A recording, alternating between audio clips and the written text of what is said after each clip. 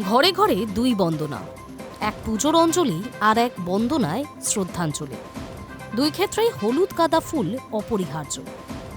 এরই মধ্যে রয়েছে বিয়ের লগন। সব মিলিয়ে ত্রিফলায় রাজ্যে ফুলের দাম বেশ চড়া।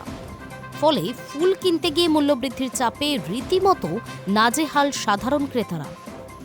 রাজ্যের বৃহত্তম ফুলবাজার কলকাতার মল্লিকঘাট। লাল গাঁদা ফুল সেখানে 90 টাকা, হলুদ গাঁদা 100 টাকা, চীনা গাঁদা 80 টাকা কেজি দরে।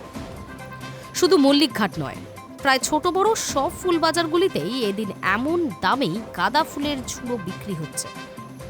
জানা গিয়েছে 3 ফুট লম্বা সাইজের 20 পিস লাল গাঁদা ফুলের মালা 450 টাকা, হলুদ গাঁদার ফুলের মালা 550 টাকা, চীনা গাঁদার ফুলের 750 টাকা কেজি দরে বিক্রি হয়েছে।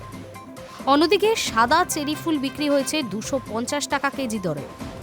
এখানেই শেষ নয়, বৃহস্পতিবার এক একটি গড়ে চেরি ফুলের মালা বিক্রি হয়েছে 150 টাকা। গোলাপ ফুল প্রতি পিস বিক্রি হয়েছে 4 থেকে 5 টাকা দরে। রজনীগন্ধার কেজি পিছু দাম ছিল 300 টাকা, দোপাটি 200 টাকা, অপরাজিতা 500 টাকা। সবচেয়ে বেশি দামে বিক্রি হয়েছে পদ্ম, প্রতি পিস 40 থেকে 50 টাকা। পলাশ বিক্রি হয়েছে 2500 টাকা কেজি দরে। সকাল থেকেই বাগদেবীর আরাধনা শুরু। তার আগে স্থানীয় খুচরো বাজারে ফুল কিনতে গিয়ে পকেটে কিছুটা হলেও টান পড়ছে ক্রেতাদের। সারা বাংলা ফুল চাষি ও ফুল ব্যবসায়ী সমিতির সাধারণ সম্পাদক নারায়ণ চন্দ্র নায়ক বলেন, এবার অনুকূল আবহাওয়ার কারণে এবারে ফুলের ফলন ভালো হয়েছে। অন্যদিকে একসঙ্গে সরস্বতী পুজো, 23শে জানুয়ারিতে নেতাজির জন্মদিন, 26শে জানুয়ারি প্রজাতন্ত্র দিবস এবং 23শে ও 24শে জানুয়ারি বিয়ের লগ্ন থাকার কারণে ফুলের দাম অনেকটাই চড়া।